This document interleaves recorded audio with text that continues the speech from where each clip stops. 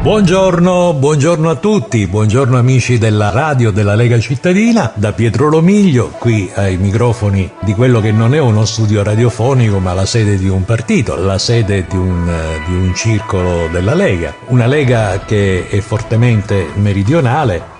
Non dobbiamo dimenticare che la Lega nel nord Italia è una realtà, nel sud Italia è una realtà che più si adatta a quelle che sono le peculiarità, le particolarità della nostra Sicilia. Quindi buongiorno e benvenuti nella sede della Lega Cittadina di Milazzo, in via Gumbo Borgia.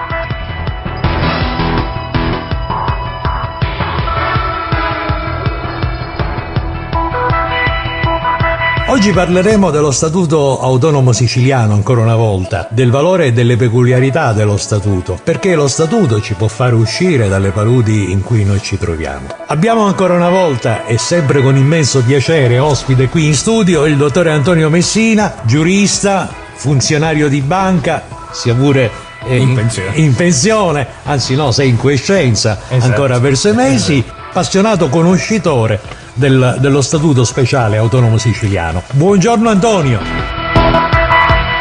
Buongiorno Pietro, buongiorno ai nostri ascoltatori che ci seguono molto, molto da vicino, qualcuno addirittura si è sentito con me. Non dico che mi ha fatto i complimenti o ci ha fatto i complimenti, ma comunque era favorevolmente impressionato da questa iniziativa. Ma questa è un'iniziativa che è necessarissima, perché tanta gente siciliana non sa neanche di avere uno strumento così potente come lo Statuto Autonomo Siciliano, lo Statuto Speciale dell'autonomia siciliana, e quindi crede che tutto quello che succede in Italia è qualcosa che li può travolgere, anzi non si rende conto che la Sicilia è uno Stato dentro lo Stato. L'Italia è membro dell'Unione Europea e la Sicilia lo è, ma alla sua maniera, in quanto Stato federale dentro lo Stato federale. Bene Antonio, quali sono le origini dello Statuto Autonomo Siciliano? Allora, io vorrei innanzitutto ripeterlo ancora una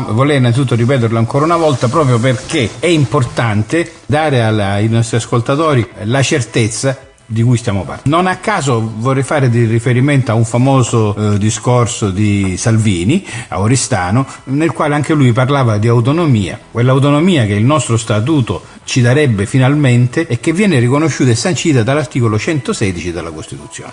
Per chi non lo sapesse, il nostro statuto non è una legge ordinaria, fa parte integrante della Costituzione. Questo significa che se vogliono abolire degli istituti del nostro Statuto Speciale, devono passare per la verifica rafforzata, cioè una doppia decisione delle Camere sull'argomento che bisogna modificare. Non so se a questo punto ci starebbe anche il referendum regionale, perché trattandosi di una questione che riguarda la Sicilia ci dovrebbe essere anche il referendum regionale.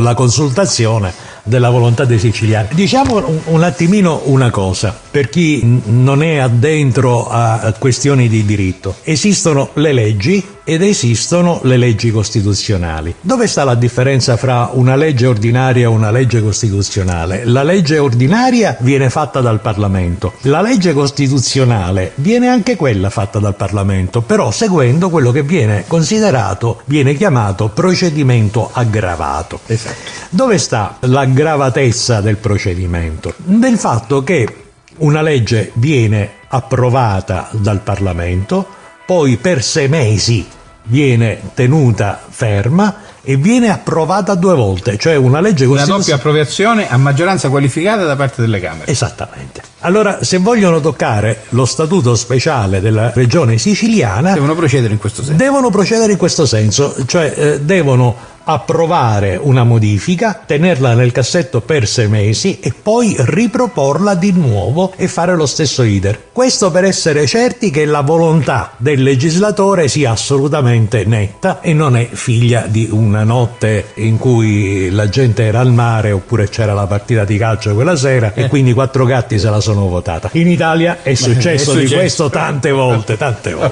Dunque, diciamo, che i siciliani subirono l'unificazione, perché io sono molto critico, come tu sai, sul discorso dell'unificazione. L'unificazione con l'annessione sotto lo stemma di Casa Savoia. Però subito ci fu una delusione molto forte, perché coloro che erano attenti a questo problema si resero conto che ci trovavamo di fronte ad una sorta di colonialismo interno, cioè noi come siciliani, e quindi come Sicilia, come regione, eravamo diventati una colonia del Regno di Sardegna. Allora, aspetta, definiamo il concetto di colonia. La colonia è un territorio, a prescindere se è dentro lo Stato o fuori dallo Stato, che ha come funzione soltanto acquistare dei beni a un prezzo ben definito e non può esportare al prezzo che lei intende, ma al prezzo che viene imposto. Ma al prezzo che viene imposto, esattamente. Nel modo comune di parlare si usa spesso la parola angheria, ma angheria è un termine tecnico.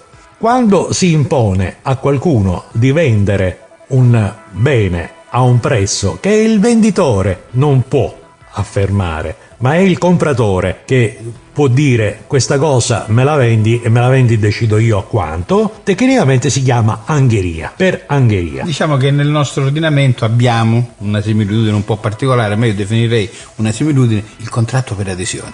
Contratto per adesione. Cioè tu devi fare un contratto per le condizioni di chi te lo propone. L'angheria è il contratto per adesione, è un contratto assolutamente per angheria, cioè dove è il compratore a stabilire il prezzo. Se tu ci pensi, anche nel nostro mercato dei titoli di Stato, l'Italia è indebitata fino agli occhi perché sono i prestatori di denaro che stabiliscono a quale prezzo il denaro l'Italia lo deve comprare. Anche quella è un'angheria. Ma infatti, così come l'Italia dei Savoia ha considerato la Sicilia una colonia, adesso è l'Europa della Germania che sta cercando di trasformare l'Italia in una colonia. Sono i corsi e ricorsi storici di chiara memoria. Se noi ci rifacciamo allo statuto, quando venne concesso lo statuto al popolo siciliano, era costituiva qualcosa di particolare, perché era un documento diverso da quelli che erano gli statuti di tutte le altre regioni. In altre parole si può dire che intanto veniva data una risposta a quel colonialismo interno in cui la Sicilia era stata sottomessa, era stata vittima. E si poteva dire anche più che in virtù di questo statuto molte cose che in teoria dovevano essere decise a Roma per la Sicilia, per le altre regioni invece venivano effettivamente decise a Roma. Quindi la sostanza era questa: noi avevamo la possibilità di decidere, di autodeterminarci. C'è un altro argomento che è molto importante e di cui dobbiamo tenere conto. L'autonomismo serviva ad una cosa importante. Tu sai che c'è stato un movimento separatista molto forte. Certo, Levis e il guidato dal MIS, che aveva Levis come strumento di battaglia. Esattamente, cioè c'era il movimento indipendentista siciliano che era il partito e Levis che era l'esercito volontario indipendentista siciliano, che era assolutamente un esercito in armi, partecipò a combattimenti, ha fatto anche battaglie, è stato, cioè, tutto questo dai libri di storia non potrete mai non ve lo diranno mai perché è stato cancellato dalla memoria dei siciliani. E praticamente così, con questa forma, cioè con lo statuto autonomo, si diede un freno alle spinte separatiste. Certo. Vale ricordare che il leader del MIS, del movimento indipendentista siciliano, era Andrea Finocchiaro Aprile. Poi c'era Enrico La Loggia, che venne eletto al Parlamento. Certo. Soltanto però che abbiamo visto che tutte queste persone che vennero elette poi si dissolsero, nel senso che non riuscirono a mantenere questa forza. Furono aggrediti dalla democrazia cristiana dell'epoca, ma di questo poi ne parleremo, come in effetti, come l'Italia riuscì a diluire l'autonomia siciliana. Attraverso cosa? Attraverso la corruzione e la clientela. Sì, ma poi ne parleremo di questo. E c'è stato un momento un po' particolare, un momento storico particolare, nel quale gli Stati Uniti d'America tentarono perché non ci riuscirono, tentarono di inserire la Sicilia come, fra virgolette, 49esimo stella degli Stati Uniti d'America. Ma questa ipotesi perché svanì subito? Per due motivi. Uno, per la ferrea resistenza della Gran Bretagna, che aveva interessi enormi in Sicilia. Gli inglesi avevano e hanno tuttora degli interessi fortissimi in Sicilia. Non dimentichiamo che quando Garibaldi fece la sua presunta epica conquista con i 1000, in effetti erano Eccidio di Bronte. Esattamente, in effetti non erano 1000 ma erano 1001, nel senso che quell'uno in più era il console inglese che anticipava il passaggio di Garibaldi e l'argento e pagando tutti quelli che praticamente potevano arrestare Credo che pochi si opposero a questo sistema, e uno di questi è Beneventano del Bosco. Assolutamente. Il comandante del castello di Milazzo, il colonnello Ferdinando Beneventano del Bosco, Infatti a Milazzo presero una mezza legnata. Ma non mezza, intera.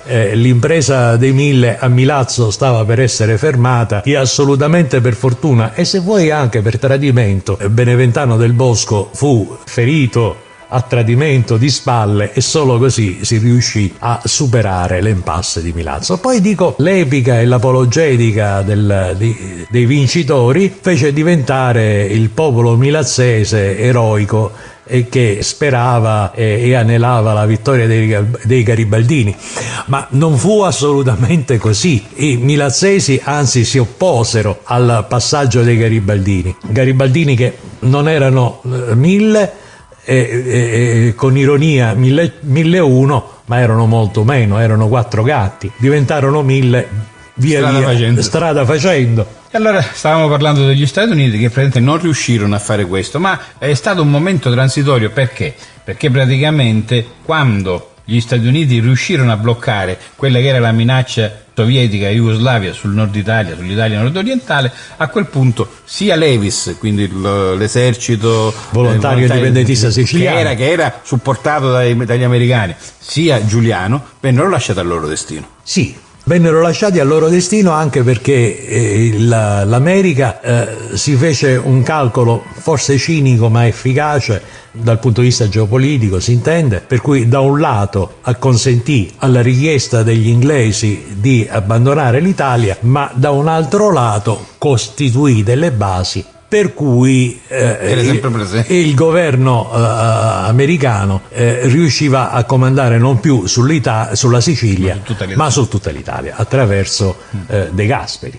Dico, vale dire che De Gasperi aveva un segretario e questo segretario era Giulio Andreotti, e Giulio Andreotti era il garante dell'atlanticità di De Gasperi. Cioè, pare che Giulio Andreotti aveva un legame anche con qualche prelato importante. Esattamente.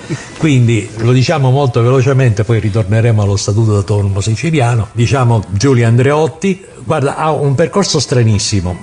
Giulio Andreotti non viene arruolato per incapacità del volume polmonare, quindi viene riformato dall'esercito, quindi non parte militare, rimane in Italia, mentre Aldo Moro parte militare. E allora Aldo Moro, prima di partire, gli affida il giornale della FUCI, della Federazione Universitaria Cattolica Italiana, e lui da lì entra in contatto con padre Felix Morleone. Padre Felix Morleone non è tanto padre, diciamo, ma era un sacerdote belga. Padre Felix Morleone lo introduce negli ambienti atlantici. Felix Morleone in quel periodo era molto vicino all'OSS, che sarà poi la CIA di domani, che poi sarà la CIA di domani. E a quel punto il segretario di padre Felix Morleone, nonché il segretario della FUCI, viene appioppato sulle spalle di Alcide De Gasperi. Quindi in effetti Andreotti non era il segretario soltanto di Alcide De Gasperi, ma semmai era il controllore di De Gasperi per conto degli interessi atlantici e perché no anche vaticani. Abbiamo detto noi. Allora, scusami, a questo punto gli Stati Uniti d'America non avevano più bisogno di tenere la Sicilia perché avevano tutta l'Italia, e quindi accettano che gli inglesi vietano loro di rendere la Sicilia indipendente. Lo Statuto autonomo siciliano, lo Statuto speciale era già stato approvato, ma viene abbandonato là come lettera morta, perché ormai il volgere degli eventi, la storia, era andata ben oltre quello che loro si aspettavano. Però diciamo lo Statuto ha un'evoluzione che è importante, perché praticamente intanto lo Statuto come nasce? Lo statuto nasce come un patto, è un patto fra lo Stato italiano e la Sicilia. La Sicilia viene rappresentata in quel caso dalla Consulta regionale siciliana. Nella Consulta regionale siciliana vi erano tutte le categorie, i partiti e i ceti produttivi dell'isola, e sono proprio questi che mettono sul piatto quello che è lo statuto vero e proprio. Sono loro che decidono cosa deve essere inserito nello statuto, quali sono le norme statutarie. Questo statuto viene emanato con regio decreto, perché ancora l'Italia non era nata, la Repubblica Italiana non era nata, viene con regio decreto del maggio 1946 e poi viene inserito nella Costituzione repubblicana con la legge costituzionale numero 2 del 1948. Qual è il nome che viene dato? Non è Regione Sicilia, è Regione Siciliana. Ed è importante questo particolare, e la Regione Siciliana nasce prima della Repubblica Italiana, quindi è uno Stato. La Regione Siciliana è uno Stato. È uno Stato che nasce prima dell'Italia. Questa condizione della Sicilia è importante perché si rifà al carattere indipendentistico, un carattere indipendentistico che è molto importante, che dà alla Sicilia un'entità amministrativa importante e considerata anche una fonte di diritto al pari della Repubblica Italiana. Dunque la condizione giuridica dello Statuto è dovuta principalmente a ragioni politiche e riguardano il carattere indipendentista e fanno leva sul fatto che la regione siciliana abbia una entità amministrativa, e ciò che lo statuto fa altro non è che qualcosa di simile, se non di valore pari, a quella che è una fonte di diritto primario della Repubblica Italiana. Antonio, perché secondo te è importante che lo Statuto autonomo siciliano sia conosciuto e applicato? Perché con l'applicazione dello statuto noi riusciamo a superare tutta una serie di incertezze, e voglio essere buono dicendo incertezze,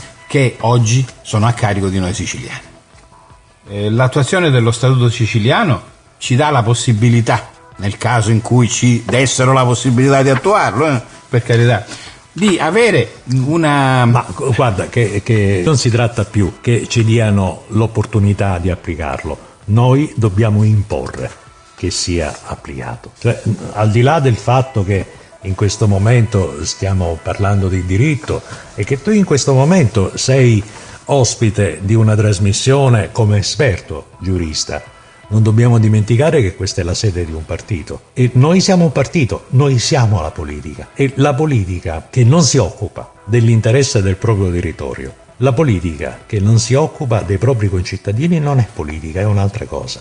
Allora, se noi siamo qua a fare politica, noi la prima cosa che dobbiamo dire è: abbiamo uno statuto autonomo siciliano e la prima cosa è farlo applicare. Però vedi, caro Pietro, io condivido perfettamente questa tua osservazione, ma se io vado a vedere i fatti, nei fatti c'è qualcosa di diverso. Tu hai parlato della procedura aggravata, della revisione delle norme eventualmente dello statuto, però io vorrei parlarti di una cosa soltanto. È un esempio che ho voluto inserire proprio perché ti dà il peso specifico di quanto nessuno desideri che noi portiamo avanti questa battaglia. A parte i siciliani, si intende. Esatto. Devo dirti, non soltanto a parte i siciliani, a parte i siciliani e i leghisti, perché Salvini è stato... per l'autonomia. Sì, Salvini sta facendo grandi cose per l'autonomia. Sai Antonio, io ci credo tantissimo al fatto che Salvini veramente, dopo 70 anni di questa autonomia strappata, violentata e non applicata, Salvini può veramente fare il momento di distinguo negli ultimi 70 anni e portarci verso l'autonomia, come del resto sta facendo per il Veneto, per le altre regioni italiane. Allora, un esempio su tutti. Parliamo dell'Alta Corte. Che cos'era nelle previsioni l'Alta Corte? Aveva poteri giurisdizionali, giudicava sulla costituzionalità delle leggi regionali e delle leggi e dei regolamenti dello Stato nei confronti della regione siciliana. Quindi era un'entità siciliana che poteva anche dire: senti Stato, tu hai fatto questa norma, vedi che è in contrasto con lo Statuto siciliano, non la puoi applicare. Proprio non la puoi promulgare, completamente. Buttala e facciamo conto che non l'hai fatta. Però che cosa succede? Chiaramente questa operatività dell'Alta Corte era limitata allo Stato siciliano, cioè tutto ciò che entrava nello Stato siciliano veniva vagliato per vedere se effettivamente poteva entrare oppure doveva restare dentro la porta. A un certo punto nel 1957 La Corte Costituzionale si inventa una sentenza, nel senso non che sia inventata la sentenza, ma prendendo spunto dal fatto che aveva 5 ricorsi pendenti presso di essa per altri motivi, introduce in questa sentenza una particolarità: dichiara decaduta l'Alta Corte e ne assolve le prerogative. Senza alcun motivo. No, ma su quello che abbiamo parlato prima, Certo, procedura aggravata, dov'è la procedura aggravata? Non c'è. Quindi è stato un arbitrio che la Corte Costituzionale fece a carico della Regione Siciliana. Difatti, questa procedura doveva passare per quel procedimento di cui abbiamo parlato poco prima, la procedura aggravata. E accadde mai? No, assolutamente. Io mi pongo una domanda: quale commento fare su questa cosa? Perché nessuno mi può dire che non è come dico io. Noi abbiamo sempre profumatamente pagato i magistrati della Corte Costituzionale, ma li abbiamo pagati per ottenere queste perle di illegalità? Temo di sì. Sai Antonio, io sono fermamente convinto che l'autonomia siciliana e lo statuto speciale siciliano possa di nuovo avere speranza di poter essere affermato partendo dal basso.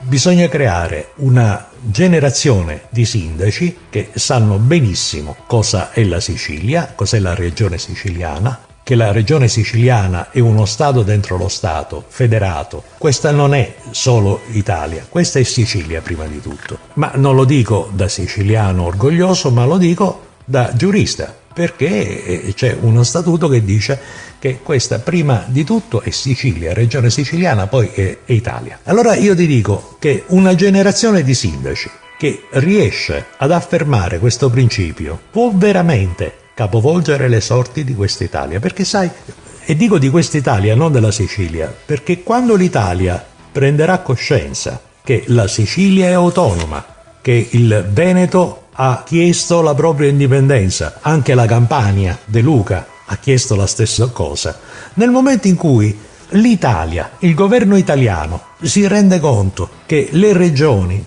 che hanno una peculiarità, una particolarità, una diversità dalle altre regioni, vogliono vivere autonomamente, pur restando dentro lo Stato a questo punto federale italiano, l'Italia non soltanto cambierà volto, diventerà una repubblica federale, ma soprattutto l'Italia ritornerà a vivere. Così come oggi l'Europa non funziona perché le necessità di un belga sono ben diverse dalle necessità di un italiano o di un greco. Così come l'Europa non riesce a interpretare le necessità di ogni singolo Stato, l'Italia non è in grado di interpretare le necessità di ogni singola regione.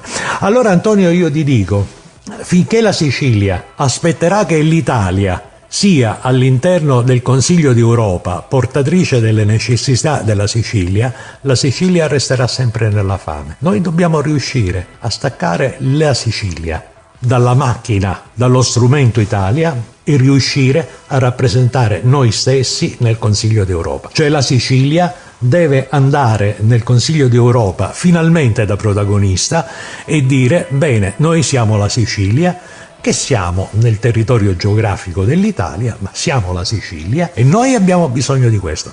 Allora la Sicilia, da regione autonoma, riuscirà a dialogare con Bruxelles con ben altra forza. Sì, però su questo io avrei qualcosa da dire.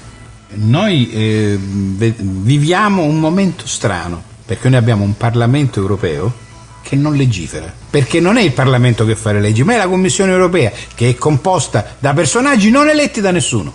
Non c'è dubbio. Cioè in questo momento, l'handicap è questo. In questo momento l'organo legislativo dell'Unione Europea è la Commissione, è il Consiglio d'Europa, fatto dai capi di Stato di tutte le nazioni. Finché la Sicilia sarà rappresentata dal capo di Stato dell'Italia, non sarà mai rappresentata. L'unica speranza che la Sicilia ha di poter emergere da questa crisi tremenda in cui noi ci troviamo è essere direttamente in collegamento con l'Unione Europea. Un'Unione Europea, attenzione, che così come ora non mi piace. Assolutamente. Ma non sarà mai un governo centrale italiano a poter portare a Bruxelles le esigenze della Sicilia. Vada bene che noi come Sicilia possiamo anche autodeterminarci ad uscire dalla Comunità Europea. Veramente forse non ci siamo mai entrati, perché cioè dice noi non facciamo parte e nessuno ci può dire niente perché carta canta, come si suol. Antonio, io ho ragionevoli motivi per pensare che i trattati internazionali che hanno portato l'Italia dentro l'Unione Europea non siano totalmente validi per la regione siciliana, perché alcuni aspetti della politica internazionale la Sicilia ha delegato l'Italia, ma per altri aspetti la Sicilia doveva riconoscere e adottare questi trattati, cosa che non è mai stato fatto. Alcuni poteri che l'Italia ha delegato all'Unione Europea di gestire, questi poteri erano della Sicilia e la Sicilia non li ha mai delegati e non li ha mai trasferiti. Quindi capiamoci, se è vero che l'Italia non può stampare gli euro autonomamente, se è vero che l'Italia non può battere più moneta da quando è entrato l'euro, non c'è da nessuna parte una norma che impone alla Sicilia di non stampare la propria moneta ancora, cioè noi ancora potremmo stampare una moneta che diventerebbe una moneta complementare. L'euro lo lasciamo per chi lo vuole. No, diventerebbe regionale. Ma una moneta complementare. Però l'euro lo lasciamo per chi lo vuole. Per chi lo vuole, esattamente. E io volevo ancora dirti un'altra cosa. Poco fa hai accennato sul discorso tu hai accennato sul fatto che lo statuto non è stato attuato perché ci sono state delle prebende, Sì. Antonio, ci racconti come è stato imposto alla politica siciliana da parte della politica nazionale di non insistere più di tanto nell'applicazione dello statuto autonomo e in cambio di cosa? E allora, noi parliamo di un periodo che è intorno al 1965. In questo periodo praticamente lo Stato e la Sicilia fanno un accordo, sotto banco chiaramente non poteva essere sotto gli occhi di tutti, dove lo Stato concede una quantità di risorse economiche tali da consentire tutta una serie di assunzioni clientelari nei vari enti pubblici. Questa non è una fesseria, ma soltanto ti dico che basta una verifica sul campo per stabilire. Noi abbiamo tutti gli uffici regionali, comunali e provinciali ingolfati di personale e chiaramente un passaggio all'autonomia, cioè allo Statuto autonomo, avrebbe bisogno di un lasso di tempo per poter fare assorbire questo fenomeno. Noi abbiamo troppo personale per dei posti che andrebbero gestiti con almeno la metà delle persone. Questo perché? Perché praticamente si è creato, in base a questo, una forma di clientelismo. E vorrei dire di più, una cosa che si è prolungata nel tempo e credo che sia anche colpa di questo modo di fare, il problema dei precari.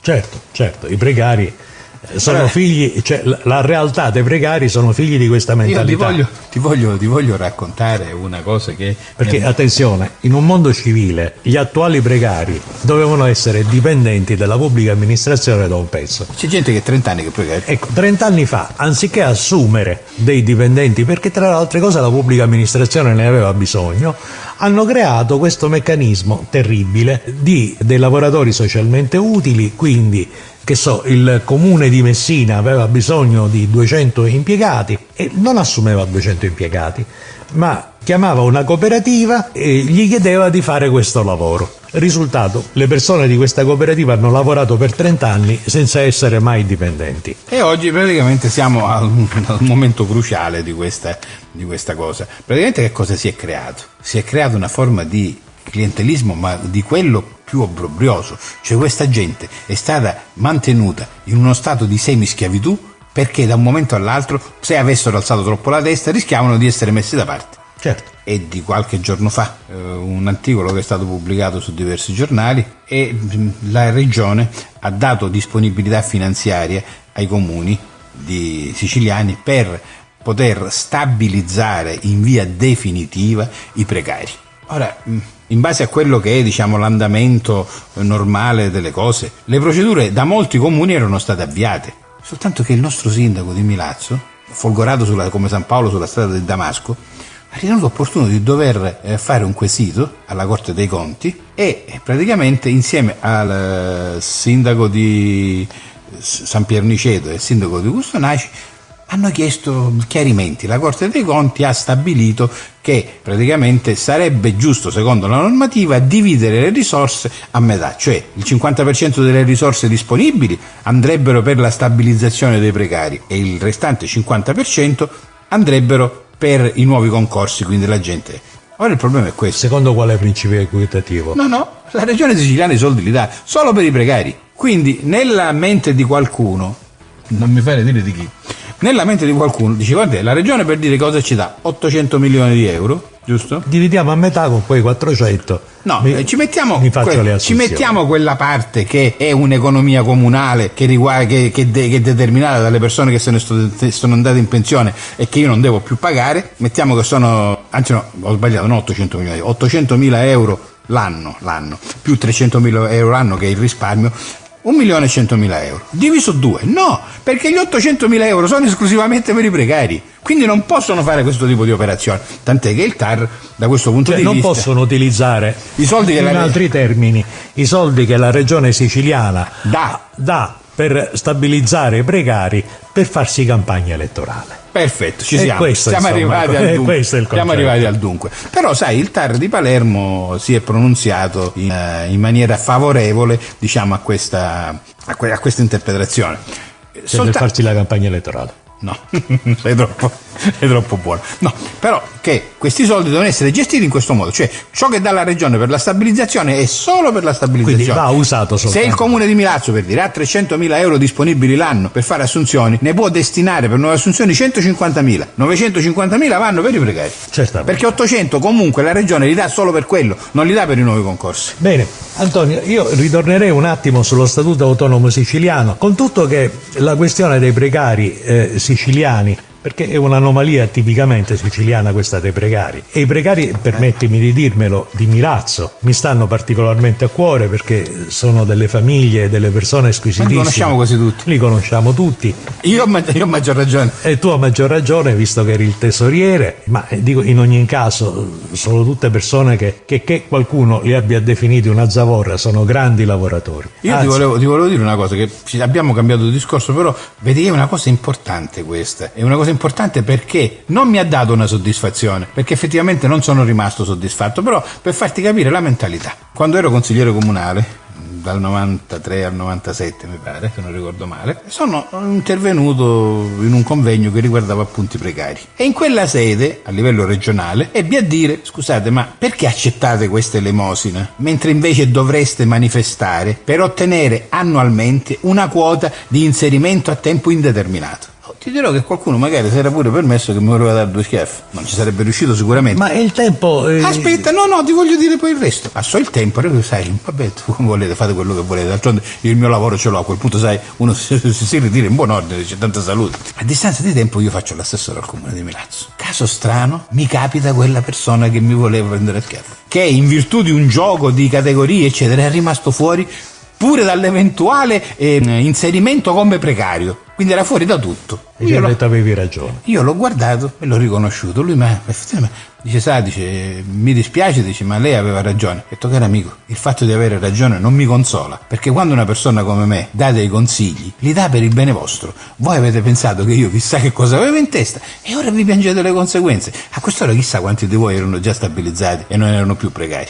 Purtroppo le dinamiche sono queste. Antonio, io so che tu stai lavorando in questo momento a realizzare un video in cui parlerai assolutamente di Statuto Autonomo in maniera molto più organica. Stai preparando questo lavoro e se mi chiederai a me di realizzartelo sarà con estremo piacere. Per me è un grande piacere, perché insomma mi trovo bene, se no non sarei venuto, io te lo dico bello chiaro. E allora noi anticipiamo agli amici ascoltatori della radio della Lega Cittadina Milazzo che penso fra un paio di settimane questa intervista, ma soprattutto intervento in video finalmente, non solo in audio, sarà realizzata sullo Statuto Autonomo Siciliano. Vorrei fare, diciamo, una panoramica a 360 gradi, toccando tutti i punti magari non in maniera troppo approfondita, ma comunque per dare quelle che sono, diciamo, le tematiche fondamentali, i punti sui quali bisognerebbe intervenire per avere qualche risultato positivo. I risultati positivi ormai sono alla vigilia dell'essere realizzati, anche perché tutto ciò che sembrava autonomismo, regionalismo, qualcosa di passato, e per 70 anni ci hanno fatto credere che questo non era più rivitalizzabile. Adesso, grazie al nuovo corso della politica, è possibile. Quindi, così come il Veneto riuscirà ad avere la sua autonomia, o quantomeno avere un trattamento diverso dal resto delle regioni d'Italia, e adesso anche la Campania si sta muovendo, per la Sicilia è già arrivato il momento. Quindi, ma noi ce l'abbiamo già lo statuto, gli altri ancora lo devono avere. Noi abbiamo già lo statuto e questo è un grande passo avanti. Sai, Antonio, io credo veramente che il problema sia che i siciliani abbiano dimenticato di essere un popolo. Questa è la cosa peggiore che tu puoi fare a un popolo. Nel momento in cui fai dimenticare quello che loro sanno di essere, quella che è la loro lingua, lo hai fatto scomparire dalla carta geografica. E io ti dico, Antonio, che al di là delle rispettive confessioni religiose, al di là della propria religione, puoi essere cattolico, puoi essere ortodosso, puoi essere israelita, mormone, qualunque cosa tu sia, in ogni caso il fatto solo che credi che esista un Dio, sappi che è stato proprio quel Dio a creare il tuo popolo. E nel momento in cui tu risponderai a quel Dio con orgoglio, dicendogli grazie, io appartengo a quel popolo, ritornerai a essere orgogliosamente membro di quel popolo. Non ci vuole molto. Guardate che non ci vuole molto a ritornare a essere fieramente siciliani. È sufficiente alzare gli occhi al cielo e dire: mio Signore, Dio, ti ringrazio di avermi fatto siciliano. E da siciliano io penso e ti rendo omaggio. Sono siciliano. Non dovete fare una dichiarazione di fede al vicino di casa, al leghista, ad Antonio Messina, a me. Fatelo soltanto chiusi nella vostra stanza, guardate il cielo e dire: io sono siciliano e sono orgoglioso di esserlo. Guardate il cielo e, guardando verso il nostro Signore Dio, ditegli: Signore, ti ringrazio di avermi fatto siciliano. Io sono siciliano. Bene, Antonio. Anche questa puntata è volta al termine. Noi ci prepariamo per l'intervista lunga, quella che starai preparando. In questi giorni sarà pronta e quindi la realizzeremo in video. Ti ringraziamo di essere venuto qui ospite nella sede della Lega Cittadina, che ricordiamo è in via Gumbo Borgia 18 a Milazzo. Io devo sempre ringraziare voi perché mi date questa opportunità di dialogare e di spiegare quelle che sono le peculiarità della Sicilia. Io sono siciliano, quindi tutto quello anche tu ogni tanto alzi gli occhi al cielo dicendo: io sono siciliano. Signore, ti ringrazio di avermi fatto e di avermi fatto siciliano. E lo dimostra il fatto che, nonostante avessi un posto d'oro ad Alessandria in Piemonte, sei ritornato qua. Ho preferito tornare qui in Sicilia e lavorare in Sicilia. Certo. Bene, Antonio, grazie della tua presenza qui ai microfoni, grazie agli amici della Lega Cittadina e a quanti altri stanno ascoltando questa nostra trasmissione. Da Pietro Lomiglio per la radio della Lega Cittadina è tutto. E anche da Antonio Messina vi saluto tutti. Arrivederci a tutti, grazie.